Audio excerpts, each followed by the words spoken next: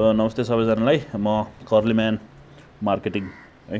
So आजको मेरो video भनेको चाहिँ is regarding one of the एकदम पपुलर इन्डियन प्रोडक्ट है त, जसको नाम हो मुभ। सरी होइन, मुभ है। यो चाहिँ तपाईँको इन्डियन ब्रान्ड भयो मुभ भन्ने। यो चाहिँ हाम्रो नेपाली ब्रान्ड मुभ है। यो चाहिँ इन्डियन चाहिँ कहाँ बनेको भने तपाईँको 6th and 7th floor DLF cyber park उद्योग विहार। अनि हाम्रो यो चाहिँ भनेको इमाडोल ललितपुरमा है त। सरी है। अब अहिलेको क्वेसन थियो नि हाम्रो, इज इट अ कोइन्सिडेन्स? पक्कै पनि होइन होला, किनभने तपाईँले देख्न सक्छ कि both of this product look same, more or less similar देखिन्छ। सेम त नहुने, सिमिलर देखिन्छ। द फन्ट है, उसको डिजाइनहरू इट लुक्स द सेम है।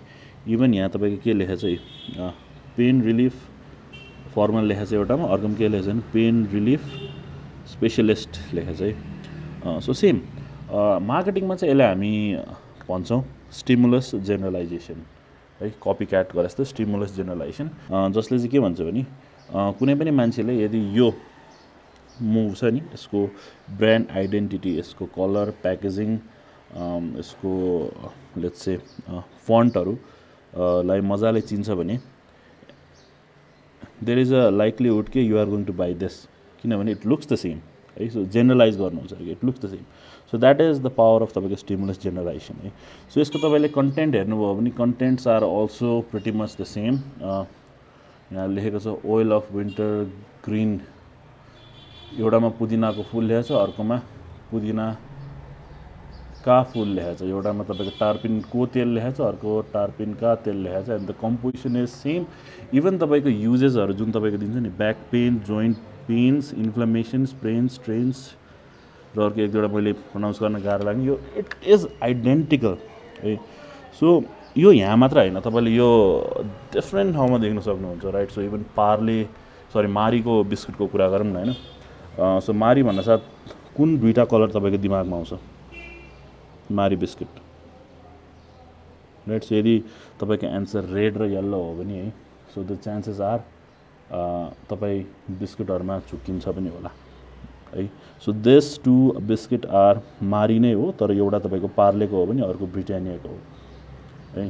The colour are the same. So the companies they are using similar colour for the biscuit. So actually म तल हाम्रो मार्टमा गएर मारी किनेर आएको थिएँ। माथि आएर यसो हेर्छु त अलिक बाक्लो बाक्लो रहेछ बिस्कुट, जस्तै नेपाली मारी रहेछ क्या। जस्तै नेपाली मारी पनि सिमिलर कलर तपाईँको रेड एन्ड येल्लो युज गरेर बनाएको बिस्कुट रहेछ। एज अ कस्टमर के हुन्छ भने हामीले सामान किन्दाखेरि वी डु नट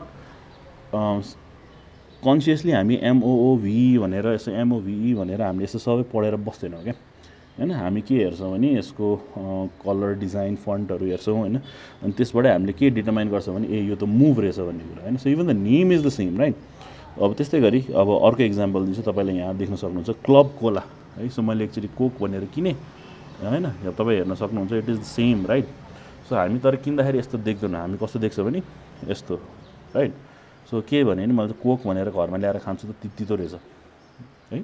सो म कसरी झुकेँ भने ब्ल्याक लिक्विड छ, सिमिलर टाइपको बोटल छ, कोकको जुन तपाईँको सीवाला फन्ट छ नि it also looks the same. अनि मैले यसरी देख्दाखेरि ओके यो कोका कोला भनेर खाएँ, खाँदाखेरि त त्यस्तो पऱ्यो है। अब इट रेजेस सम एथिकल क्वेसन्सहरू, is it a right thing to do?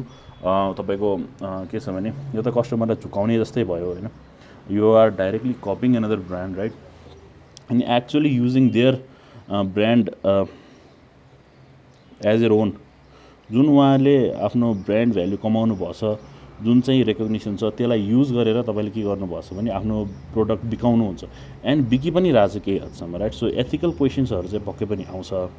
अनि म पनि यसको शिकार भइसकेँ होइन। सो तपाईँले अब यो भिडियोमा देख्न सक्नुहुन्छ राइट। सो बिस्किट्सहरू looks the same right. So good day भन्दा साथ कस्तो छ त, इट लुक्स द सेम है। डाइजेस्टिभ बिस्किटमा पनि तपाईँले देख्नु भएको होला अनि इभन नटेलाहरू तपाईँको त्यो इट लुक्स द सेम।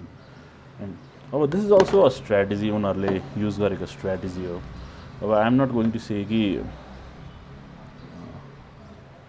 यो नराम्रो प्रोडक्ट हो भनेर मैले यो किनेको। Even the prices are the same right. So 300 है।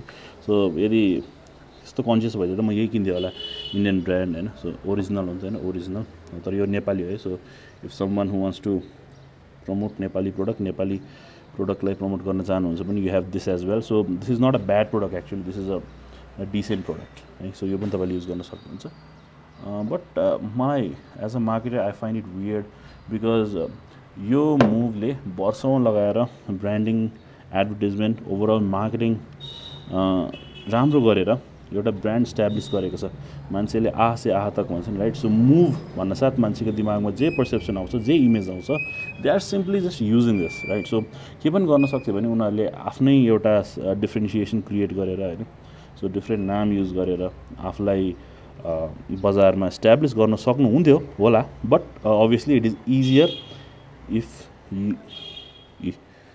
If this has already done most of your work right so simply के गर्यो भने यसो हेऱ्यो अब तपाईँको के छ भने पसलले पनि मुभ भन्छ सट्ट मुभ दियो तपाईँले राम्रोसित ध्यान पनि दिनुहुन्न होला कलर सलर देख्यो किन्यो आयो सक्यो right so stimulus generalisation right so generalise गर्नु भनेको के हो सबैलाई एका समान हेर्नु हो नि त होइन so generalisation right so marketing नेपालको कन्टेक्स्टमा तपाईँलाई के लाग्छ त अरू कुनै प्रोडक्ट छ जुन तपाईँ चुक्किनु भएको छ है भन्नु होला